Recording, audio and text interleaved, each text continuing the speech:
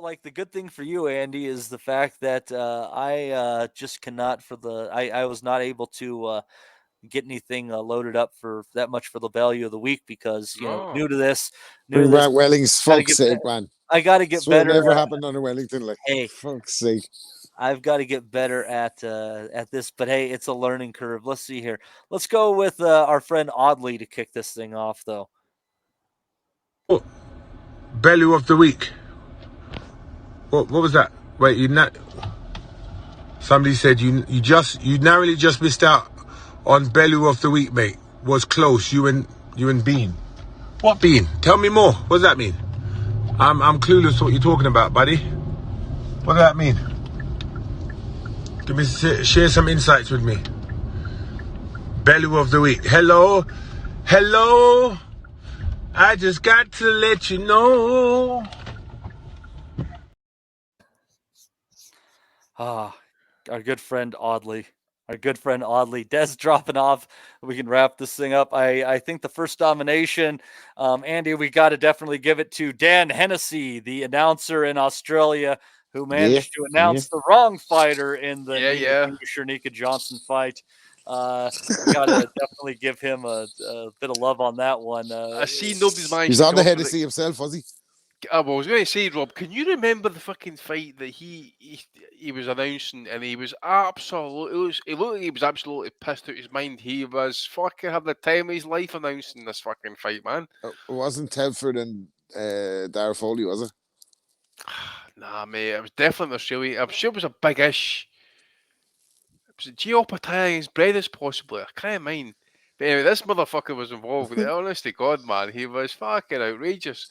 I tell you how bad it is. Fat Dan's taking it up upon himself actually to start a campaign against this guy. He's only doing his job, for fuck's sake. He's got that Raphael out of his seat, is what you're saying. Seats, mate. Seats. Out of his seats. Hennessy, riding on my enemies. You're not a hen dog.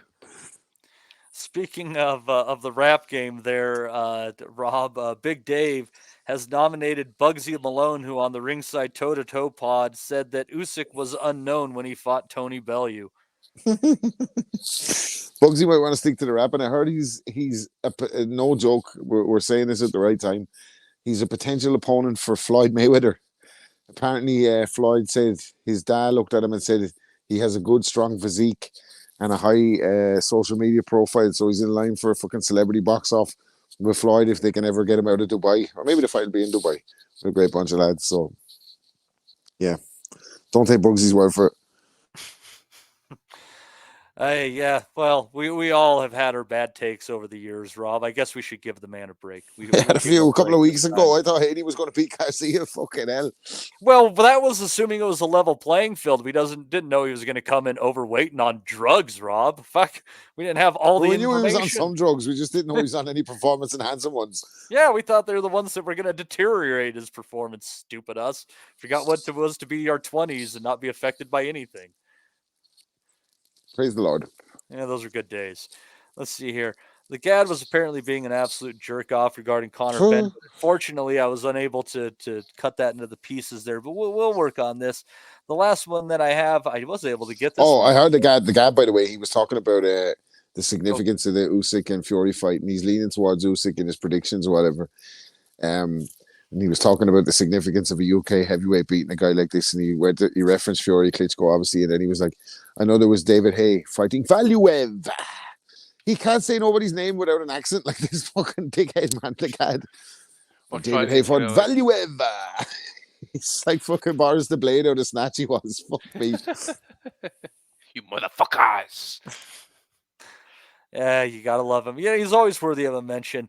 But you know, this week there's a good video here. This one I think is interesting. If we're looking for philosophy, this is from the Tao of Archie Sharp. Main champions, I say.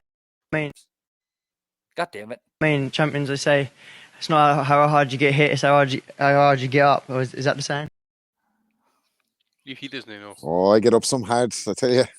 See, I'm a champion. Yeah. It's not how hard you get hit, it's how hard you get up. That text looks like it could be like over a fucking picture or the fella off Peaky Blinders and shared by some fucking single dad when he's trying to get at the mad on it. It's not on Facebook. It's not how hard you get in, it's how hard you get up. You fucking asshole. He's still hit from the first round, the fucker. Oh, Twice the. To be fair to Archie, sometimes it's hard to remember how things work after if you've been knocked in the head a few times and tasted cannabis twice. We all have our moments, you know. We all have our moments. Archie, Argentinians, great bunch of lads. Archie, not so sharp today. So hard you get up. Anyhow, like I said, working through this, don't have everything compiled I can. We'll try to get that done earlier next week and work through this without Steve picking it up as we go a little bit. But I think we held together all right. Andy, do you have any nominations? This is it. Fucking get him out of here. This is it. The penny of the week. Just the one I think, mate. I don't know whether anybody caught it, but in Nashville, Curtis Harper won by first round DQ against a guy aptly named called Khalib Slaughter.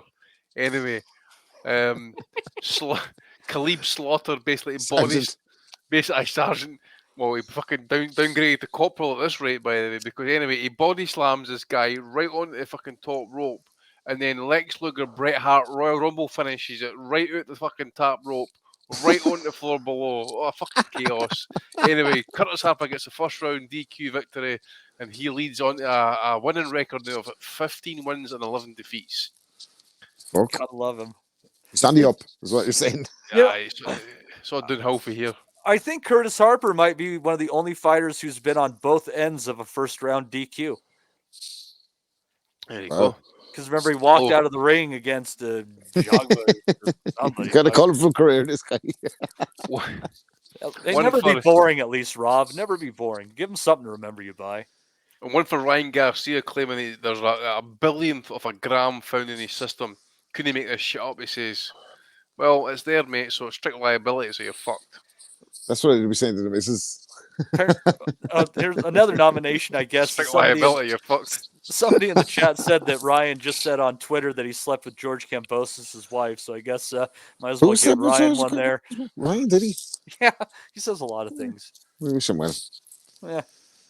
So, Rob, you got any nominations? Yeah, well, honestly, right, I saw a fucking press conference the other week. See, I watch any old shit when it comes to boxing, like, even though I dialed out most of the time, but I watched the fucking press conference. I mean, you won't watch fights, but you will watch a press conference. Anyhow. Oh my god! This press conference is one of the most depressing comedies you will ever fucking see. And they're like, fuck the baby reindeer. Get onto the press conference for fucking Boots Ennis versus Cody Crowley, because man, I've got first off, there's 3 incidents in it, and the whole fucking shit, it just builds up like a fucking crescendo of fucking dark comedy. Like, so first off, can we get fucking Boots Ennis' dad out of here, right? We don't need another dad trainer fucking around wanting the limelight like Bill Haney. This fucker is up out of the fucking seat wanting to bring Cody Crowley's trainer to his gym in Philadelphia, because the trainer said, I thought this fella was supposed to be the man in Philly. There's like fucking 10 people at the weigh-in and they're all his family. So fucking Boots Ennis' dad jumps up and starts offering him out or whatever, telling him to come to his gym. He's going to stop him.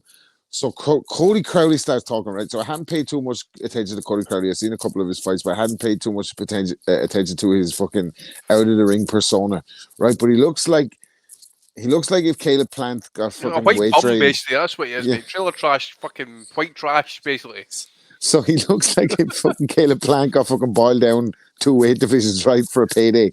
And he's sitting at the press conference, with his fucking glasses on him, and he talks like fucking one of the trailer park boys. He's from Canada, isn't he? So he's like, so I'm so proud to be in Philly, eh? And everyone's like, boo! Right? And he's like, I haven't even been thinking about boxing because I've had mental health problems. And everyone's like, boo, fuck that shit, right? And then he's like, my father hung himself. Everyone's like, crickets, right? It's like fucking terrible and all, obviously, right? Fucking obviously a fucking huge tragedy.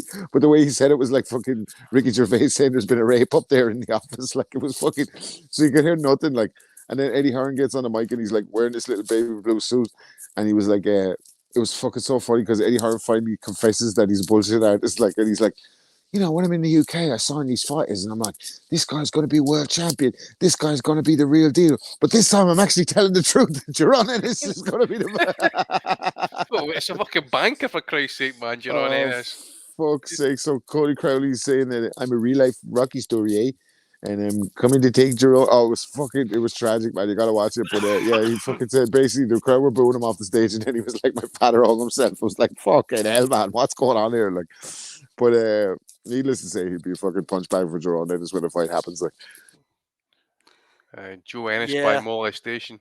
That was a super fucked up press conference right there. Making a man cry at a press conference is kind of cruel. I think there are levels to this, and maybe that is the level below us, Rob, or is that actually I don't know. below? I don't know. I hope don't want to be in so. the argument there. You know that way. I hope don't want to so. be in that discussion. But that was going on. I'm sure. Fucking hold on there. I had a few other ones as well. So Ryan Garcia said, so you all realize I didn't fail the test now. No substance other than this imaginary ostrich substance. Levels so low wouldn't have any effect, but they tried, but no lie stands. Praise God, said Ryan Garcia. So that was good. Clarissa Shields absolutely fucking violated Javante Davis in response to him saying that she's ugly or whatever and call him in all sorts of midgets and out of his name. Conor Bain has now been provisionally suspended by UCAD. Yes. After UCAD and the BBFC won their appeal against the fucking decision to lift the suspension. So God knows this fella's calling out Boots Ennis, Ryan Garcia, fucking Terrence Crawford, Aaron Spencer. He's not going to be fighting ban now, like. Nacon. That's the maximum ban. It's got to be 4 years. He's getting it, like, isn't he? So he's not coming out of that one unscathed, like. This will be more your fucking territory, Maddie. Sharnika, who's the female fighter? Sharnika Johnson. Sharnika Johnson has announced her arrival to OnlyFans, that she's collaborating with Elle Brooke very soon. Eye emojis, so keep an eye out for that. Probox. This is a good one. Dominic sent me. Probox TV, the fall of the House of Charlo. As if there's some celebrated dynasty, says fucking Dominic. The fall of the House of Charlo. Fucking hell, man. What's going on there? Charlo got arrested for a DUI. I guess that's a worthy nomination. Charlo got What's arrested the story with Derek James DUI fighters and driving? Yeah, and he was like evading police and shit like that, and all sorts. Yeah. Derek James, just take the keys off everyone in the gym, man, will you? Everyone in fucking Derek James's camp is steaming drunk. Ryan Garcia, the Charlos, Aaron Spence. It must be just a big party down there. They're all drinking fucking proper 12 or something. What do we sign up, by the way? They'd probably be able to pay you if they didn't have legal expenses. This is it. But sounds like a good time. We were staying well as well. So, anyways, let's see here. So, we had Mr. Dan Hennessy. We had who was that rapper, Rob? Who was that rapper? Bugsy Malone. Bugsy Malone. There you go. Bugsy Malone for saying that Usyk was unknown. I'm not going to tell him, by the way. Someone else fucking tell him if he wins. I'm fucking telling him that. Fuck that. The GAD for various counts. And, of course, we also had this pearl of wisdom from Archie Sharp. I mean, champions, they say, it's not how hard you get hit, it's how hard you get up. Is that the saying? Something like that, Archie. Also, you had Andy's nomination of Curtis Harper and his opponent, Mr. Slaughter, and their adventures. And Rob has nominated Ryan Garcia for various counts. And I think we should avoid that press conference because that press conference that world like in the pits of hell. Andy, who are you going for this week? I'm going to go for Dan Hennessy, mate. What an absolute fucking nightmare that you actually have so much a nightmare that Dan Raphael actually comes out and gets off his seats, as Rob would say, and fucking slag you off, you fucker. Imagine Dan Raphael having a go at you. Like, the fucking comeback would be too easy, wouldn't it? You just give him a fucking sympathy pass. So like, that's the homework. I've got homework for all the listeners for next week. I need you to find that fight where he is absolutely blazed off his tits. this Dan Hennessy offering. I want to know what fight it is, so I can listen to it again. He's absolutely steaming. I'm fucking convinced it.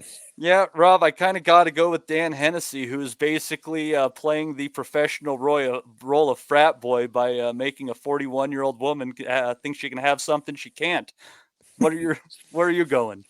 Oh, it's got to be Archie Sharp for me, man. It's not how hard you get It's what does he say? It's not how hard you get knocked down; it's about how hard you get up. Hard you get up. Yeah, I think All that's right. good advice for anyone my age. Cuatro cinco, baby. It's about how hard you get up. So we got that, and 2-1 there for Mr. Dan Hennessy, all the way from Australia. Dan, we congratulate you on your victory in the Bellew of the Week this week. We wish you the best. We just wish that it happens far, far away from a boxing ring.